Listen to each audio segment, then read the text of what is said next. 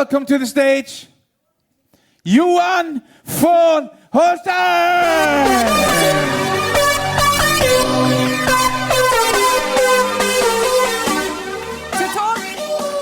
To talk about our vision and the future, now a word from the man whose achievements list long. A Harvard graduate and one of Sweden's most successful entrepreneurs ever. He has years and years of experience and have been among the world leaders of building internet-related companies all over the world. He was named Technology Pioneer by the World Economic Forum. He's rung the Wall Street Bell. He's led companies with thousands of staff. Welcome, Johan Stahl von Holstein.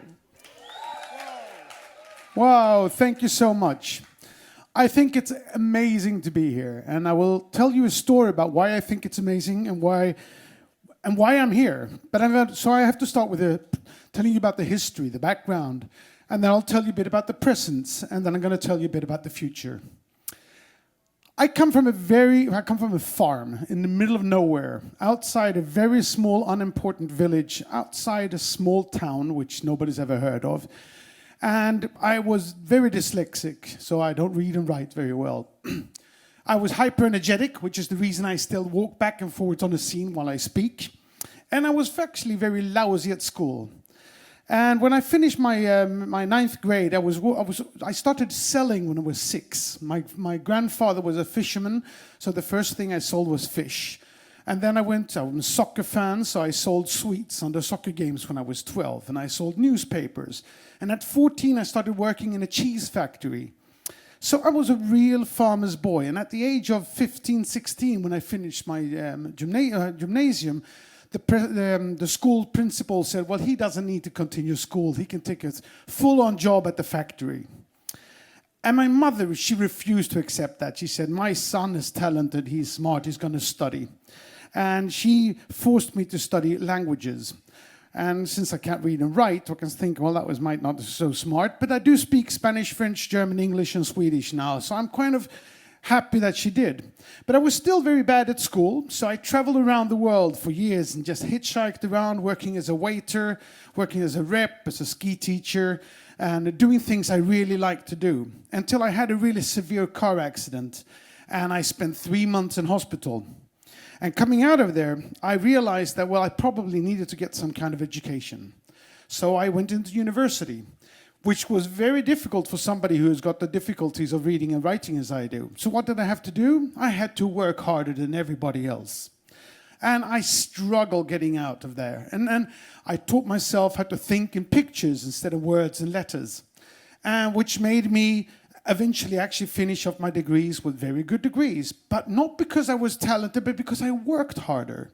And once I finished, I got a job for one of the most amazing entrepreneurs Sweden's ever had. He's not so famous outside Sweden as he is within Sweden, but he is fundamental to where Sweden is today, because he broke down what Sweden's history and past was. Not believing in oneself, believing in the community, believing in that society would take care of you. He challenged that and said, you can do it yourself. And I managed to get a job for him. I actually met him in Barcelona, which we left yesterday. And I had studied for 4 years. I was indebted up over my ears with student loans. And the first job, I come into a suit like this, and he says, no. You have to have jeans and a T-shirt, and the T-shirt should be dirty. You need to look cheap.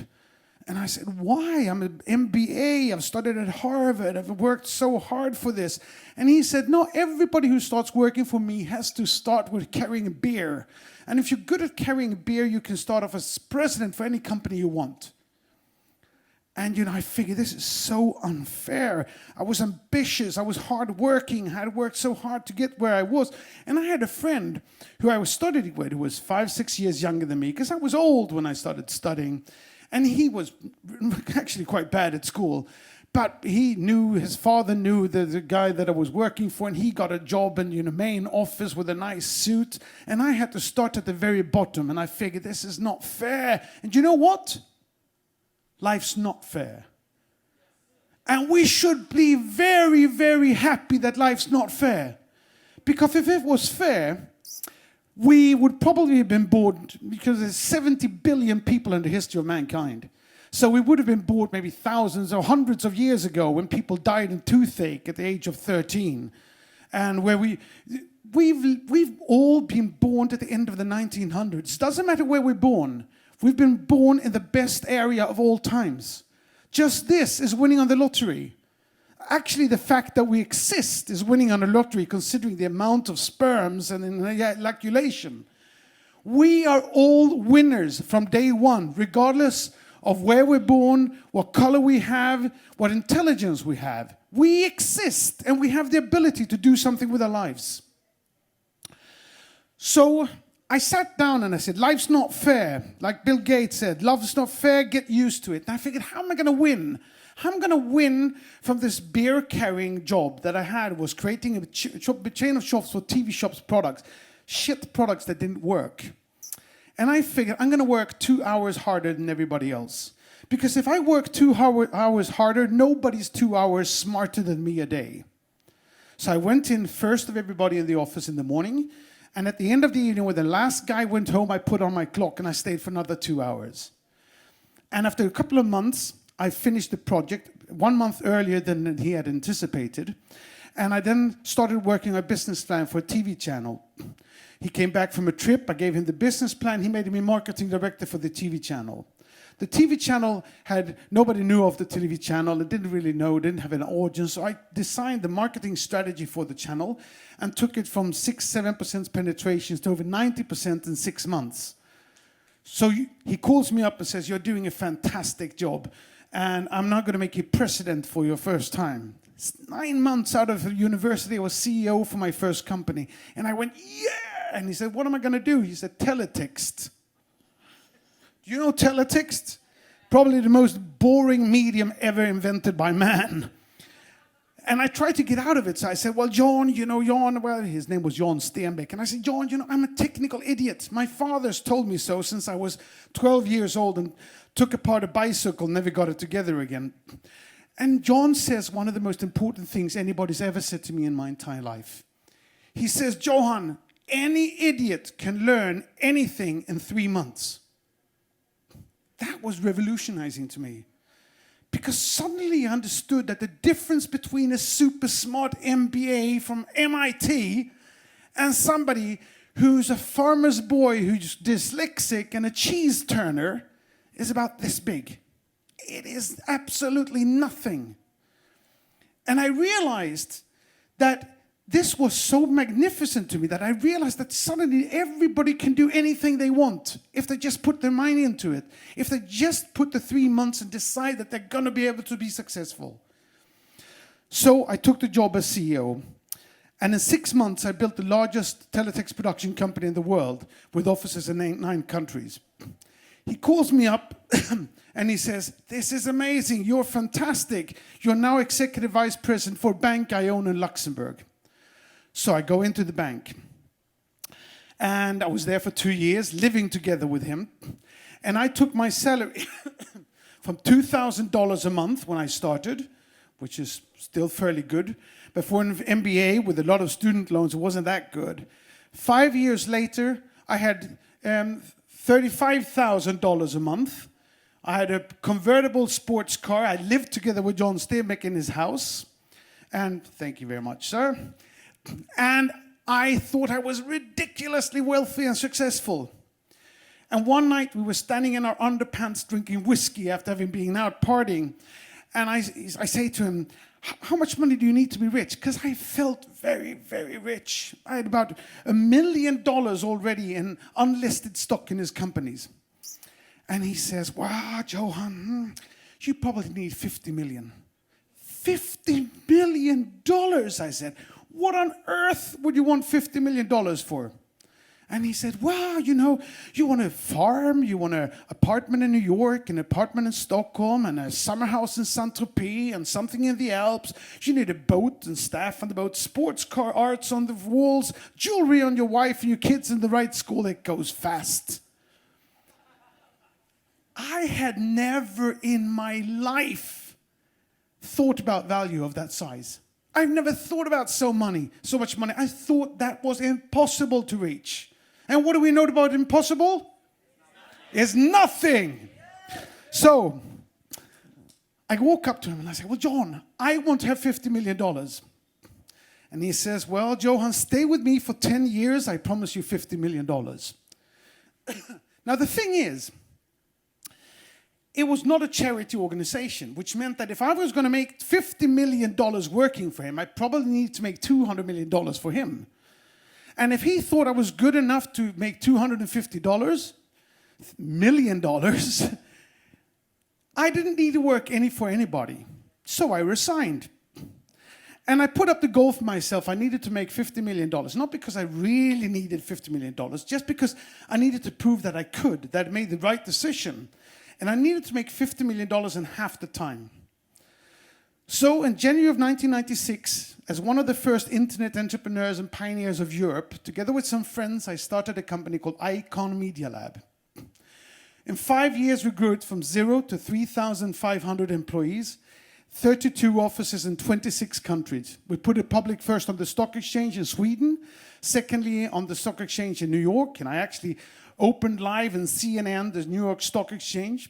I started the first sharing economy company in the world called Let'sBuyIt.com, which was about the first company that tried to gather a crowd and make value out of it by saying, if we all want to buy a Volvo car, we can get a much better price than if we go one by one. And that was in 1998. And by the year 2000, I had built companies valued, I don't know how you're going to calculate, at about let me see here. About 5-6 billion US dollars. And my personal wealth was about $600 million. I had beaten the crap out of my friend who started out in his nice suit at the right office. And how did I do that? By working 2 hours more a day. Not 1, but 2. And to be honest, maybe sometimes until 8, until faint. 8 until faint, I love that expression.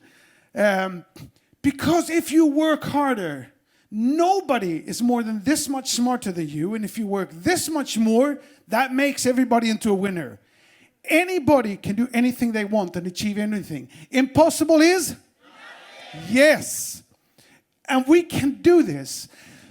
And I think, so, it was an incredible experience for me to build these things. Now the internet bubble went like this, and then it crashed, and I lost everything, almost everything. Did that matter? No, because you know what? You get 1 chance, 2 chances, 3 chances, and eventually, for the person who's persistent and who works hard, never give up, that's lesson number 1 of the world. And if you don't give up, if you work hard and you put your money, your energy into it, your passion into it, you commit to something you want to do, nothing is impossible. So I was, during this time, one of the very first visionaries of the internet. I loved the internet because I saw that it would build systems that would actually break down monopolies. It would break down unnecessary middlemen. It would put the power into the hands of mankind. And I saw internet go from where it was, nobody heard of it in 1996, to be in everything. I knew that it was going to be in the cellular phones. I knew that we were going to download movies over the... I just saw this, visualized it in front of me. Because if you can visualize it, it's true. Pablo Picasso said that, the best artist in the history of mankind. He said, if you can see it, if you can visualize it, if you can see the 10,000 people in the football stadium, it's true. You can do it, but you need to visualize it. You need to understand. You have to set your goals. Know what you want. See where you want to go, and then just do it the Nike way. So, where was I? I lost track. Yes, I saw where the internet was going. And I said, eventually, the internet is going to empower man. It's going to make us all be able to capitalize on our networks, on the digital values that we have. And I was dreaded to see what Google did by stealing our digital identities, by creating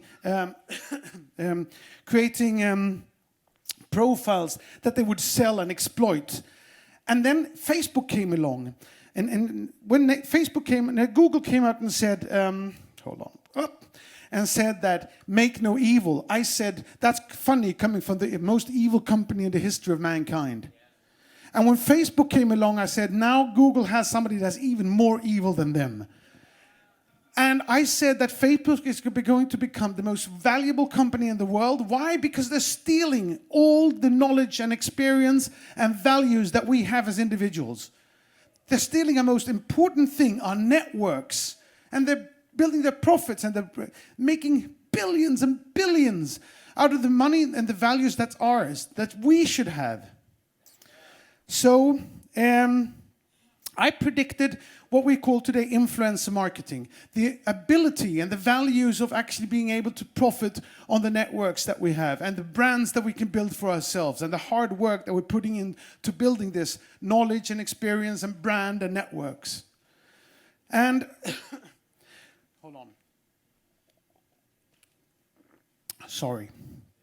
And so I tried to start a company called MyCube in 2009. Same year that Bitcoin was released. And I created a cryptocurrency called cubes. I bought 1,000 Bitcoins, which I lost in 2 weeks because it was too complicated. I wish I could find them, but I can't. But and the idea with MyCube was that everybody should own their own digital identity in order to be able to exploit that and leverage on the network and knowledge that they had and the values that we could put into the digital environment. The company, for a number of different reasons, failed. Sometimes you don't succeed, but what do you do then? You never give up. So I've been working on a number of things, and I've known Jonas for 10, 15 years. And Jonas has presented me to different network things, and I love the idea of networking and not network marketing. But I've never really felt that the ideas were good enough or quite there. Until he phones me up in April, May and says, Johan, this time we're doing everything right. We have 15, 20 years of experience. We've built on the platform and we know the right thing. We're going to sell digital products. And I looked at Crowd1 and I saw, my God, this has the potential of changing everything. It is giving back the ability to leverage on your networks, selling digital products to your friends and family or people in your vicinity.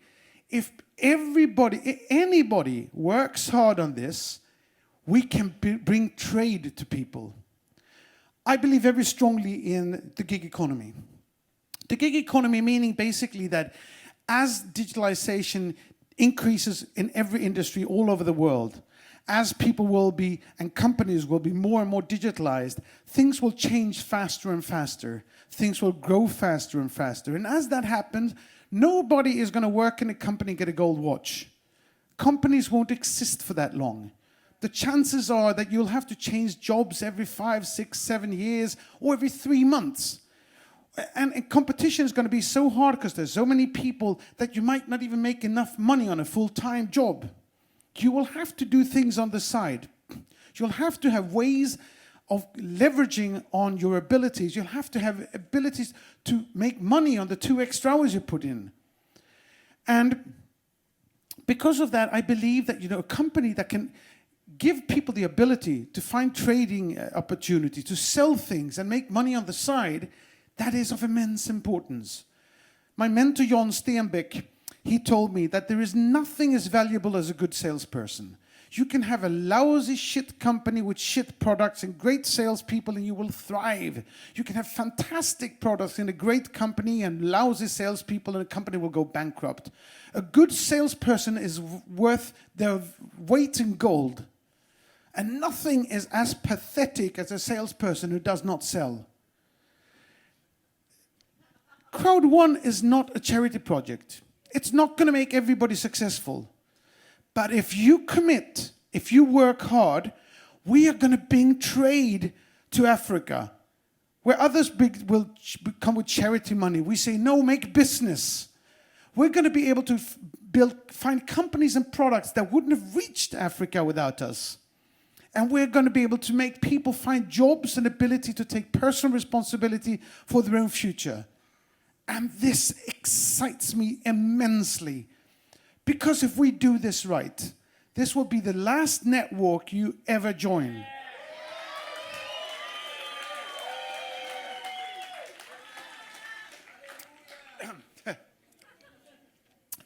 This is going to be the network that goes on for 20 years. We are going to get, because the beauty is, how many of you here are on social media? Hand up.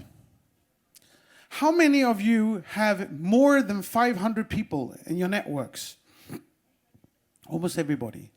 If we can reach 10 million people connected in Crowd1, and they all have more than 500 people in the networks, it means we reach 5 billion people. That's almost everybody in the world that's on social media or networks, in digital networks. It means not only that we will change the lives of the people selling at Crowd1, but we will change the world through the way that entrepreneurs with good products does not have to go to the banks, to the venture capitalists, or whoever else like or do not like their product and play God. But we'll take good products to the people with a profit for the companies and for the salespeople in Crowd1. We will change the world. And we are so committed. I came into this, I was skeptical. Because, there's a bad reputation in the MLM marketing. Well, we're not an MLM marketing company. I was skeptical because, there's so much risk if people don't do this right. I look at the people and the talent and the programmers and the security people and the passion and commitment that Jonas puts in and the talent of the salespeople that I have met and the long-term ambitions and the good-hearted. I talked to Mr. Botswana who says we're taking people out of poverty. We're bringing trade to Africa. And I feel if we do this right, if we commit, if we work hard, impossible is good. I'm a very, very emotional guy. And I really, really feel so emotionally attached to the potential in this.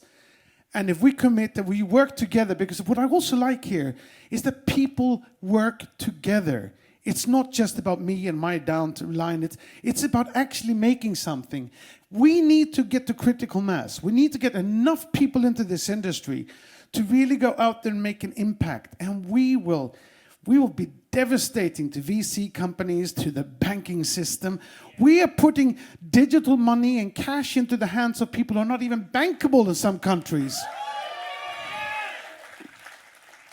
So, thank you all very much. I'm going to work very hard to make this my third unicorn. I have the ambitions to one day put this public on a major stock exchange. And let's kick some ass. Thank you all.